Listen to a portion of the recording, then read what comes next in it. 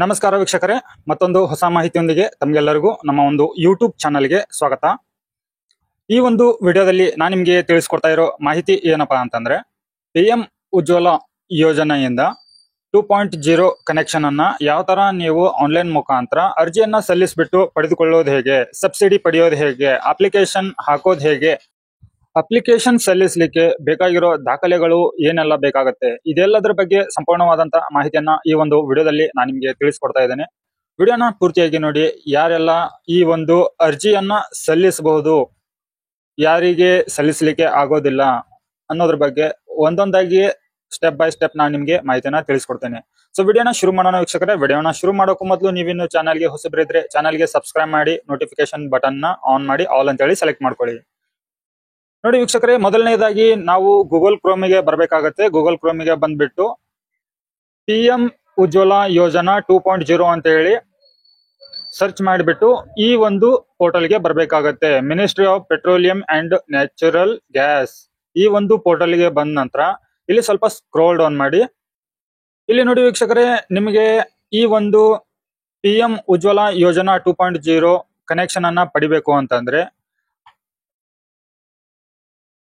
Eligibility ಏನಿರುತ್ತೆ, ಅರ್ಹತೆಗಳು ಏನಿರುತ್ತೆ, ಡಾಕ್ಯುಮೆಂಟ್ಗಳು ಏನೆಲ್ಲ ಬೇಕಾಗತ್ತೆ, ಬೆನಿಫಿಟ್ಸ್ ಏನು, ಫಾರ್ಮ್ ಅನ್ನ ನೀವು ಆನ್ಲೈನ್ ನಲ್ಲಿ ತುಂಬಲಿಕ್ಕೆ ಹೋದಾಗ ಕೆಲವೊಂದ್ಸತಿ KYC ಆಗಿರೋದಿಲ್ಲ, ಅಂತವರಿಗೆ ಆಫ್ಲೈನ್ ಕೂಡ ನೀವು ಅಪ್ಲಿಕೇಶನ್ ಅನ್ನ ಸಲ್ಲಿಸಬಹುದು. ಸೊ ಹಾಗಿದ್ರೆ ಇಲ್ಲಿ ಒಂದೊಂದಾಗಿ ತಿಳ್ಕೊಳ್ಳೋಣ. ಎಲಿಜಿಬಿಲಿಟಿ ಕ್ರೈಟೀರಿಯಾನ ತಿಳ್ಕೊಳ್ಳೋಣ, ಅರ್ಹತೆಗಳು ಏನು ಅಂತ ಅನ್ನೋದನ್ನ. ಇಲ್ಲಿ ಹೆಣ್ಣು ಮಕ್ಕಳು ಮಾತ್ರ ಈ ಒಂದು ಅರ್ಜಿಯನ್ನ ಸಲ್ಲಿಸಬಹುದಾಗಿದೆ. ಸೊ ನೋಡಿ, ಇವಾಗ ಇಲ್ಲಿ ಕಾಣ್ತಾ ಇರುವಂತ ಅರ್ಹತೆಗಳ ಮಾನದಂಡಗಳು. ಸೊ ಇಷ್ಟು ಈ ಒಂದು ಅರ್ಹತೆಗಳು ಇರಬೇಕಾಗತ್ತೆ ಈ ಒಂದು ಅರ್ಜಿಯನ್ನ ಸಲ್ಲಿಸುವಂತ ಹೆಣ್ಣು ಮಕ್ಕಳಿಗೆ. ಅರ್ಜಿದಾರರು 18 ವಯಸ್ಸು ಮುಗಿದಿರಬೇಕು. ಸೊ 18 ವಯಸ್ಸು ರನ್ನಿಂಗ್ ಇರಬೇಕು, ಇಲ್ದಿದ್ರೆ ಮುಗಿದಿರಬೇಕು. ಅವರು ಬಡ ಕುಟುಂಬದವ್ರು ಇರಬೇಕು. ಒಂದೇ ಮನೆಯಲ್ಲಿ ಬೇರೆ ಯಾವುದು LPG ಕನೆಕ್ಷನ್ ಗಳನ್ನ ಹೊಂದಿರಬಾರದು. ಸೊ ಒಂದು ವೇಳೆ ಏನಾದ್ರೂ ಅವರ ಮನೆಯಲ್ಲಿ ಅತ್ತೆ ಆಗ್ಲಿ, ಸೊಸೆ ಆಗ್ಲಿ, ಮಗಳಾಗ್ಲಿ ಯಾರಾದ್ರೂ ಈ ಒಂದು ಕನೆಕ್ಷನ್ ಅನ್ನ ಪಡ್ಕೊಂಡಿದ್ರೆ ಅಂತವ್ರಿಗೆ ಬರೋದಿಲ್ಲ. ಸೊ ಇದು ಅರ್ಹತೆಗಳಾಯ್ತು. ಅಗತ್ಯವಿರುವ ದಾಖಲೆಗಳು ಬೇಕು ಅನ್ನೋದಾಯ್ತಂದ್ರೆ ಇಲ್ಲಿ KYC ಫಾರ್ಮ್ ಬೇಕಾಗತ್ತೆ, ನಂತರ ನಿಮ್ಮ ಒಂದು ರೇಷನ್ ಕಾರ್ಡ್ ಬೇಕಾಗತ್ತೆ, ಸ್ವಯಂ ಘೋಷಣೆ ಒಂದು ಪತ್ರ ಬೇಕಾಗತ್ತೆ, ಇಲ್ಲಿ ವಯಸ್ಕ ಕುಟುಂಬ ಸದಸ್ಯರ ಆಧಾರ್ ಕಾರ್ಡ್ ಬೇಕಾಗತ್ತೆ, ಅಡ್ರೆಸ್ ಪ್ರೂಫ್ ಬೇಕಾಗತ್ತೆ, ಗುರುತಿನ ಚೀಟಿ ಬೇಕಾಗತ್ತೆ, ನಂತರ ಬ್ಯಾಂಕ್ ಖಾತೆ ಸಂಖ್ಯೆ ಮತ್ತು ಅದರ ಜೊತೆಗೆ IFSC ಕೋಡ್ ಇರುವಂತ ಒಂದು ಬ್ಯಾಂಕ್ ಖಾತೆ ಹೆಸರು ಬೇಕಾಗತ್ತೆ. ಸೊ ಇಷ್ಟು ದಾಖಲೆಗಳಾತು. ಗ್ರಾಹಕರಿಗೆ ಪ್ರಯೋಜನಗಳೇನು, ಈ ಉಜ್ವಲ ಯೋಜನೆಯಿಂದ ಈ ಒಂದು ಕನೆಕ್ಷನ್ ಅನ್ನ ಪಡೆದ್ರೆ ಅವರಿಗೆ ಏನೆಲ್ಲ ಲಾಭ ಸಿಗುತ್ತೆ ಅನ್ನೋದಕ್ಕೆ ಇಲ್ಲಿ ಕೊಟ್ಟಿದ್ದಾರೆ. ಸೊ ಇವಾಗ ನಾವು ಅರ್ಜಿಯನ್ನ ಸಲ್ಲಿಸುವಂತ ಒಂದು ಪ್ರಕ್ರಿಯೆಯನ್ನ ತಿಳ್ಕೊಳ್ಳೋಣ. ಇಲ್ಲಿ ನೋಡಿ, ಹೊಸ ಉಜ್ವಲ 2.0 ಸಂಪರ್ಕಕ್ಕಾಗಿ ಅರ್ಜಿ ಸಲ್ಲಿಸಿ ಅಂತ ಇದೆ ನೋಡಿ, ಇದ್ರ ಮೇಲೆ ಕ್ಲಿಕ್ ಮಾಡ್ಕೊಳ್ಳಿ. ಸೊ ಇಲ್ಲಿ ಕೂಡ ನಿಮ್ಗೆ ನಾನು ಇಷ್ಟೊತ್ತು ಹೇಳಿರುವಂತ ಒಂದು ಮಾಹಿತಿಗಳು ಇಲ್ಲಿದೆ. ಸೊ ಇವಾಗ ನಾವು ಆನ್ಲೈನ್ ಪೋರ್ಟಲ್ ಅಂತ ಇಲ್ಲಿ ಕಾಣ್ತಾ ಇದೆ ನೋಡಿ, ಈ ಒಂದು ಆನ್ಲೈನ್ ಪೋರ್ಟಲ್ ಅನ್ನೋ ಒಂದು ಲಿಂಕ್ ಮೇಲೆ ಕ್ಲಿಕ್ ಮಾಡಿ. ಇಲ್ಲಿ ನೋಡಿ, ಆನ್ಲೈನ್ ಅಪ್ಲಿಕೇಶನ್. ನಿಮ್ಗೆ 3 ಕಂಪನಿಯ ಗ್ಯಾಸ್ಗಳು ಇಲ್ಲಿ ಉಚಿತ ಕನೆಕ್ಷನ್ ಗಳನ್ನ ಕೊಡ್ತಾರೆ PM ಉಜ್ವಲ ಯೋಜನೆ ಅಡಿ. ಸೊ ಇಲ್ಲಿ ನಿಮ್ಗೆ ಯಾವ ಗ್ಯಾಸ್ ಬೇಕೋ ಆ ಗ್ಯಾಸ್ ಕನೆಕ್ಷನ್ ಮೇಲೆ ಅದ್ರ ಮುಂದ್ಗಡೆ ಇರುವಂತ ಒಂದು ಕ್ಲಿಕ್ ಹಿಯರ್ ಟು ಅಪ್ಲೈ ಅಂತ ಇದೆ ನೋಡಿ, ಅಲ್ಲಿ ನೀವು ಕ್ಲಿಕ್ ಮಾಡ್ಕೋಬೇಕಾಗತ್ತೆ. ಒಂದು ವೇಳೆ ನೀವು ಇಂಡಿಯನ್ ಗ್ಯಾಸ್ ಕನೆಕ್ಷನ್ ಬೇಕು ಅಂತಂದ್ರೆ ಇಲ್ಲಿ ಕ್ಲಿಕ್ ಮಾಡ್ಕೊಳ್ಳಿ. ನಿಮ್ಗೆ ನೆಕ್ಸ್ಟ್ ಪೇಜ್ ಈ ತರ ಓಪನ್ ಆಗುತ್ತೆ. ಇಲ್ಲಿ ನೋಡಿ, ಇದು ಇಂಡಿಯನ್ ಗ್ಯಾಸಿಗೆ ಆಯ್ತಂತಂದ್ರೆ ನೀವು ಈ ತರ ಒಂದು ಲಾಗಿನ್ ಪೇಜ್ ಓಪನ್ ಆಗುತ್ತೆ. ನೀವು ಇಲ್ಲಿ ಡೈರೆಕ್ಟ್ ಆಗಿ ಲಾಗಿನ್ ಮಾಡ್ಲಿಕ್ಕೆ ಬರೋದಿಲ್ಲ. ಯಾಕೆ ಅಂತಂದ್ರೆ ನೀವು ಹೊಸಬರಿದ್ರೆ ಮಾತ್ರ ನೀವು ಇಲ್ಲಿ ರಿಜಿಸ್ಟರ್ ನೌ ಅಂತ ಹೇಳಿ ಕ್ಲಿಕ್ ಮಾಡ್ಕೋಬೇಕಾಗತ್ತೆ. ಒಂದ್ ವೇಳೆ ನಿಮಗೆ ಇಲ್ಲಿ ರಿಜಿಸ್ಟ್ರೇಷನ್ ಆಗಿದ್ರೆ ಡೈರೆಕ್ಟ್ ಮೊಬೈಲ್ ನಂಬರ್ ಅಥವಾ ಇಮೇಲ್ ID ಅನ್ನ ಹಾಕ್ಬಿಟ್ಟು ನೀವು ಇಲ್ಲಿ ಅರ್ಜಿಯನ್ನ ಸಲ್ಲಿಸಬಹುದು.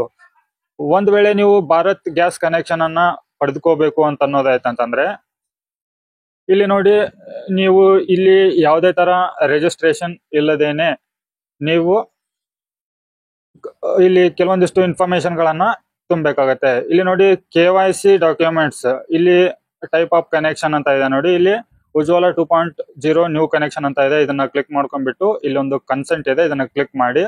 ನಂತರ ನೀವು ಯಾವ ಸ್ಟೇಟ್ ಅನ್ನೋದನ್ನ ಸೆಲೆಕ್ಟ್ ಮಾಡ್ಕೊಂಡು ಡಿಸ್ಟ್ರಿಕ್ಟ್ ಯಾವ್ದು ಅನ್ನೋದನ್ನ ಸೆಲೆಕ್ಟ್ ಮಾಡ್ಕೊಳ್ಳಿ. ಇದರ ನಂತರ ಶೋ ಲಿಸ್ಟ್ ಅಂತ ಇದೆ ನೋಡಿ, ಇದ್ರ ಮೇಲೆ ಕ್ಲಿಕ್ ಮಾಡಿದ್ರೆ ಇಲ್ಲಿ ಡಿಸ್ಟ್ರಿಬ್ಯೂಟರ್ಗಳ ನೇಮ್ಸ್ಗಳು ನಿಮ್ಗೆ ಡಿಸ್ಪ್ಲೇ ಆಗುತ್ತೆ. ಯಾವ್ದಾದ್ರು ಒಂದು ನಿಮ್ಮ ಮನೆಗೆ ಹತ್ರ ಆಗುವಂತ ಒಂದು ಡಿಸ್ಟ್ರಿಬ್ಯೂಷನ್ ಅನ್ನ ಕ್ಲಿಕ್ ಮಾಡ್ಕೊಂಡ್ಬಿಟ್ಟು ಇಲ್ಲಿ ಅವರ ಕಾಂಟ್ಯಾಕ್ಟ್ ನಂಬರ್, ಅವರ ಅಡ್ರೆಸ್, ಲೊಕೇಶನ್ ಎಲ್ಲ ತೋರಿಸುತ್ತೆ. ನಂತರ ಇಲ್ಲಿ ಕಂಟಿನ್ಯೂ ಇದೆ ನೋಡಿ, ಇದ್ರ ಮೇಲೆ ಕ್ಲಿಕ್ ಮಾಡ್ಕೊಳ್ಳಿ.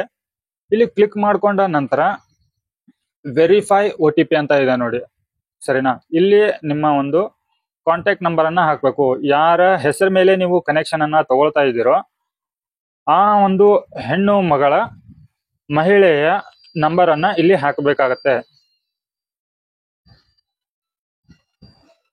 ಕಾಂಟ್ಯಾಕ್ಟ್ ನಂಬರ್ ಅನ್ನ ಹಾಕಿಬಿಟ್ಟು ಇಲ್ಲಿ ಕಾಣ್ತಾ ಇರುವಂತ ಕ್ಯಾಪ್ಚನ್ ಇಲ್ಲಿ ಎಂಟ್ರಿ ಮಾಡಿ. ಇಲ್ಲಿ ನೋಡಿ ವೀಕ್ಷಕರೇ, ಇವಾಗ ಕ್ಯಾಪ್ಚನ್ ಹಾಕಿಬಿಟ್ಟು ಸಬ್ಮಿಟ್ ಮೇಲೆ ಕ್ಲಿಕ್ ಮಾಡಿದಾಗ ಇಲ್ಲಿ ಜನರೇಟ್ OTP ಅಂತ ಬಂದಿದೆ. ಜನರೇಟ್ OTP ಮೇಲೆ ಕ್ಲಿಕ್ ಮಾಡ್ಕೊಳ್ಳಿ.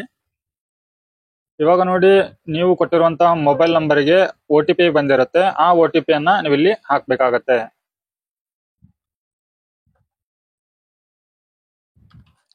ಸೊ OTP ಹಾಕಿದ ನಂತರ ಇಲ್ಲಿ ಸಬ್ಮಿಟ್ OTP ಮೇಲೆ ಕ್ಲಿಕ್ ಮಾಡ್ಕೊಳ್ಳಿ. ಇಲ್ಲಿ ನೋಡಿ PMUY KYC ಇವಾಗ ಶುರು ಆಯ್ತು. ನ್ಯೂ KYC ಅಂತ ಇದೆ, ಅದ್ರ ಮೇಲೆ ಕ್ಲಿಕ್ ಮಾಡ್ಕೊಳ್ಳಿ. ನಾರ್ಮಲ್ KYC ಅಂತ ಇದೆ, ಅದ್ರ ಮೇಲೆ ಕ್ಲಿಕ್ ಮಾಡ್ಕೊಳ್ಳಿ. ನಂತರ ಇಲ್ಲಿ ಪ್ರೊಸೀಡ್ ಮೇಲೆ ಕ್ಲಿಕ್ ಮಾಡಿ. ಇಲ್ಲಿ ನೋಡಿ ವೀಕ್ಷಕರೇ, ಈಸ್ ಕನ್ಸ್ಯೂಮರ್ ಮೈಗ್ರೆಂಟ್ ಫ್ಯಾಮಿಲಿ ಅಂತ ಇದೆ ಕೊಟ್ಟಿದ್ದಾರೆ.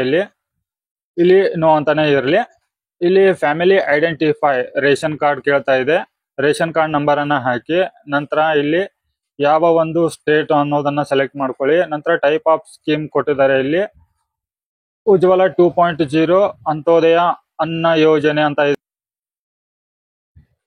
ಇಲ್ಲಿ ನಿಮ್ಮ ಕ್ಯಾಸ್ಟಿಗೆ ಸಂಬಂಧಪಟ್ಟಿರುವಂತ ಯಾವುದು ಇದೆ ಅದನ್ನ ಸೆಲೆಕ್ಟ್ ಮಾಡ್ಕೊಳ್ಳಿ. ಇಲ್ಲಿ ನೋಡಿ SC ST ಯಾವ್ದಿದೆ, ನಾನು ಅರ್ಹತೆಯಲ್ಲಿ ತೋರಿಸ್ತಾ ಲಿಸ್ಟ್ ನಾನು ನಿಮ್ಗ ನೆನಪು ಮಾಡ್ಕೊಳ್ಳಿ. ಇಲ್ದಿದ್ರೆ ಮತ್ತೆ ಪುನಃ ಒಂದು ಹಿಂದಿನ ಭಾಗದ ವಿಡಿಯೋನ ನೋಡಿ ಇಲ್ಲಿ ಸೆಲೆಕ್ಟ್ ಮಾಡ್ಕೊಳ್ಳಿ. ಇದರ ನಂತರ ಇಲ್ಲಿ ನೋಡಿ ಸ್ಕೀಮ್ ಡಾಕ್ಯುಮೆಂಟ್ ನಂಬರ್, ಇಲ್ಲಿ ಜಾತಿ ಮತ್ತು ಆದಾಯಗಳ RD ನಂಬರ್ ಇರುತ್ತಲ್ವಾ, ಆ RD ನಂಬರ್ ಅನ್ನ ಇಲ್ಲಿ ಎಂಟ್ರಿ ಮಾಡಿ. ಇಶ್ಯೂ ಮಾಡಿರೋ ಡೇಟ್ ಇಲ್ಲಿ ಎಂಟರ್ ಮಾಡಿ. ನಂತರ ಇಲ್ಲಿ SC ಅಂತ ಹೇಳಿ ಸೆಲೆಕ್ಟ್ ಮಾಡ್ಕೊಳ್ಳಿ. ಡಾಕ್ಯುಮೆಂಟ್ ಇಶ್ಯೂಡ್, ಎಲ್ಲಿ ನಿಮ್ಮ ಒಂದು ಡಾಕ್ಯುಮೆಂಟ್ ಇಶ್ಯೂ ಆಗಿದೆ ಅನ್ನೋದನ್ನ ಇಲ್ಲಿ ಹಾಕ್ಬಿಟ್ಟು ಪ್ರೊಸೀಡ್ ಮೇಲೆ ಕ್ಲಿಕ್ ಮಾಡ್ಕೊಳ್ಳಿ. ಸೊ ಇಲ್ಲಿ ಪ್ರೊಸೀಡ್ ಮೇಲೆ ಕ್ಲಿಕ್ ಮಾಡಿದ ನಂತರ ನೆಕ್ಸ್ಟ್ ಫಾರ್ಮ್ ಬಹಳ ಈಸಿ ಆಗಿರುತ್ತೆ. ಅಲ್ಲಿ ನಿಮ್ಮ ಆಧಾರ್ ಕಾರ್ಡ್ ದಲ್ಲಿ ಇರುವಂತ ಡೀಟೇಲ್ಸ್, ಅಡ್ರೆಸ್, ನಂತರ ಮೊಬೈಲ್ ನಂಬರು, ಫ್ಯಾಮಿಲಿ ಮೆಂಬರ್ಸ್, ನಂತರ ನಿಮ್ಮ ಬ್ಯಾಂಕ್ ಖಾತೆಯ ಹೆಸರನ್ನ, ಬ್ಯಾಂಕ್ ಖಾತೆಯ ಡೀಟೇಲ್ಸ್ ಗಳನ್ನ ನೀವು ಮುಂದೆ ಫಿಲ್ಅಪ್ ಮಾಡ್ಬೇಕಾಗತ್ತೆ. ಅದೆಲ್ಲ ಆದ ನಂತರ ಸಬ್ಮಿಟ್ ಮಾಡಿದ ನಂತರ ಹತ್ತಿರದ ಗ್ಯಾಸ್ ಕನೆಕ್ಷನ್ ಕೊಡ್ತಾರಲ್ವಾ ಡಿಸ್ಟ್ರಿಬ್ಯೂಟರ್, ಅಲ್ಲಿ ಹೋಗಿ ಈ ಒಂದು ಅಪ್ಲಿಕೇಶನ್ ಅನ್ನ ನೀವು ಕೊಟ್ರೆ ವೆರಿಫೈ ಆದ ನಂತರ ನಿಮಗೆ ಗ್ಯಾಸ್ ಕನೆಕ್ಷನ್ ಸಿಗುತ್ತೆ. ಸೊ ವೀಕ್ಷಕರೇ, ಇಷ್ಟು ಈ ಒಂದು ವಿಡಿಯೋದಲ್ಲಿ ಮಾಹಿತಿ ಇರುತ್ತೆ. ಈ ಮಾಹಿತಿ ತಮಗೆ ಉಪಯೋಗ ಅನಿಸಿದ್ರೆ ವಿಡಿಯೋಗೆ ಲೈಕ್ ಮಾಡಿ, ಚಾನಲ್ಗೆ ಸಬ್ಸ್ಕ್ರೈಬ್ ಕೊಡಿ. ಮತ್ತೆ ಹೊಸ ಮಾಹಿತಿಯೊಂದಿಗೆ ಸಿಗ್ತೀನಿ.